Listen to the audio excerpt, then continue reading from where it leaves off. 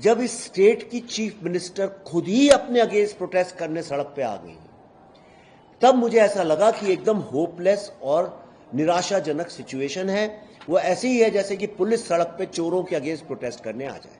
जो यहाँ chief minister थे सुहरावर्दी, उनने जो यहाँ का अंडरवर्ल्ड था, माफिया था, क्रिमिनल्स थे जो बंदूक रखते थे, जो लोग बेसिकली ड्रगिस्ट, रेपिस्ट, जेब कतरे थे, उन लोगों के हवाले पूरा का पूरा प्रोजेक्ट दिया था कि किस तरह लोगों को मारना है। जितने भी ये पॉलिटिकल पार्टी के ऑफिसेज हैं छोटे छोटे डिस्ट्रिक्ट्स में, गांव में, तहसीलों में, ये सारे के सारे क्रिमिनल एक्टिविटी यहां से ऑपरेट होती हैं। मेरा सिर्फ एक ही मांग है कि ये पूरा का पूरा सिस्टम जो बंगाल का है पॉलिटिक्स का चेंज होना चाहिए। बंगाल फाइनेंशियल कैपिटल हुआ करता था इंडिया का, लेकिन आज 75 साल में हमने क्या खोया है इसके बारे में कोई बात नहीं करता है। जैसे एक जमीन जो जहां पे बहुत जमीन उपजाऊ होती है वो बंजर हो जाए, कल को अगर पंजाब की जमीन में गेहूं उगना बंद हो जाए तो सोचिए कैसा लगेगा। आज अगर यहां पे ऐसा हो रहा है तो ये बहुत दुख की बात है। रेप, सेक्सुअल क्राइम और वायलेंस अगेंस्ट विमेन ऐसा नहीं है कि सिर्फ बंगाल का प्रॉब्लम है, ये पूरे इंडिया का प्रॉब्लम है। कभी यूपी में होता है, कभी कठुआ में होता है, कभी हाथरस में होता है, कभी उन्नाव में होता है, परसों बदलापुर में हुआ, कभी हैदराबाद में होता है, कभी चेन्नई में होता है। ऐसा कोई इंडिया में एक भी महिला, औरत, लड़की आपको नहीं मिलेगी, या उसके माँ बाप या उसके पति या उसके सहयोगी ऐसे नहीं मिलेंगे जो कि महिला या लड़की घर से जब निकलती है तो उसके दिमाग में एक ख्याल नहीं आता अपनी सुरक्षा को लेकर। महिलाओं के साथ जो हमारा व्यवहार है, बच्ची पता चलता है बच्ची पैदा हो रही है, अबॉर्शन कर देते हैं, कम उम्र में लड़कियों की शादी हो जाती है, दहेज की एक बहुत समस्या है, तमाम समस्या है। लेकिन मैं यहां इसलिए आया हूं कि बंगाल की जमीन में अगर ऐसा होता है तो बहुत गलत बात है। वो ऐसे ही है जैसे कि एक कल्चरल, सोशल, पॉलिटिकल लीडर है वही ऐसी हरकत करने लगे। मैं रुका रहा जब यहां के डायरेक्टर को, आरजी कॉर्प के डायरेक्टर को ट्रांसफर कर दिया गया बाइज्जत।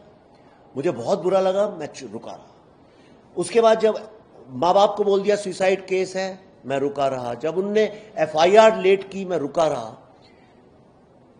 लेकिन जब इस स्टेट की चीफ मिनिस्टर खुद ही अपने अगेंस्ट प्रोटेस्ट करने सड़क पे आ गई, तब मुझे ऐसा लगा कि एकदम होपलेस और निराशाजनक सिचुएशन है।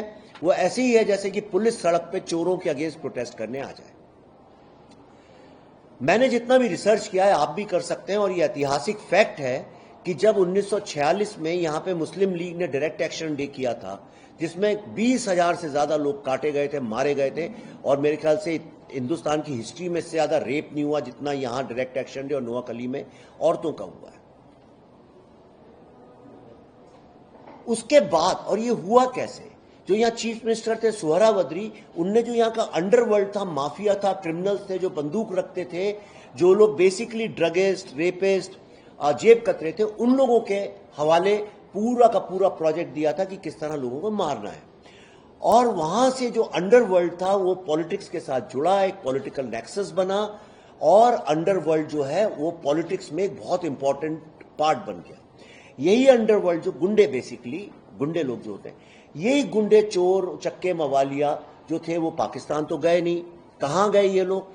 जब आजादी मिली तो उसके बाद जब गवर्नमेंट बनी तो पहले कम्युनिस्ट गवर्नमेंट्स ने उसको एप्रोप्रिएट किया, वो उनका वोट बैंक बन के काम करने लगे। फिर वो दो पार्ट में टूटा, स्टूडेंट्स नक्सलिज्म में चले गए, और इधर जो था ये जो इलेक्टोरल वोट बैंक है उसको कंसोलिडेट करने का काम इन लोगों ने किया। उसके बाद जब कम्युनिस्ट हट गए, कांग्रेस आ गई, तो ये सारा का सारा जो माफिया था, पॉलिटिकल माफिया, ये उनके साथ आ गया। फिर कांग्रेस गई तो इस पार्टी के साथ आ गया। और मुझे बिल्कुल भी आश्चर्य नहीं होगा कि ये पार्टी नहीं रहे, कल को कोई और पार्टी आए तो वो सारे के सारे इधर से उधर चले जाएंगे। हम सब कलकत्ता में बैठे हैं, लेकिन मैंने बहुत ट्रैवल किया है यहाँ छोटे छोटे गांव में, शहरों में। मैं आपको अपने एक्सपीरियंस से बता रहा हूं, और मुझे कोई शर्म और डर नहीं है ये कहने में, ये सत्य है कि जितने भी ये पॉलिटिकल पार्टी के ऑफिसेज हैं छोटे छोटे डिस्ट्रिक्ट्स में, गांव में, तहसीलों में, ये सारे के सारे क्रिमिनल एक्टिविटी यहां से ऑपरेट होती हैं। यहां पे sexual exploitation, violence against women, ये काम होता है, क्योंकि सेक्सुअल वायलेंस जो है औरतों के अगेंस्ट, क्राइम अगेंस्ट विमेन, उससे पूरी सोसाइटी डीमोरलाइज होती है, फैमिलीज डीमोरलाइज होती हैं, और अपने वोट बैंक में किसी और को कंसोलिडेट करने के लिए ये सबसे स्मूथ और सेफ तरीका यहां पे माना जाता है। अब मुझे लगता है वक्त आ गया है कि अब देखिए बाकी स्टेट्स में इलेक्टोरल वायलेंस भी बंद हो गई है, ये sexual violence for political reason भी बंद हो गई है, बंगाल में अभी भी चल रहा है। मेरे ख्याल से अभी वक्त आ गया है कि इसको अब चेंज करना चाहिए। मेरा सिर्फ एक ही मांग है कि ये पूरा का पूरा सिस्टम जो बंगाल का है पॉलिटिक्स का चेंज होना चाहिए, और यहां पे यहीं से इंडिक रेनेसांस और एक तरह का socio political and women empowerment का जो रेवोल्यूशन है वो एक बार फिर से शुरू होना चाहिए। ये सूखी बंजर पड़ी जमीन पे कम से कम हजारों लाखों बीज बोने चाहिए जो कि यंग लोग बोए, एक नई पॉलिटिक्स यहां से निकले, एक नए तरह की सोच निकले, और पुरानी वो कम्युनिस्ट और ये जो अभी चल रही है ये सारी की सारी पॉलिटिक्स बंद हो, और यहां पे इंडस्ट्रियलिस्ट लोग वापस आए, यहां पे आर्टिस्ट वापस आए, और जो लोग छोड़ छोड़ के बंगाल जा रहे हैं यंग लड़के लड़कियां वापस आए। हम जैसे लोगों को यहां के फिल्म बनानी चाहिए।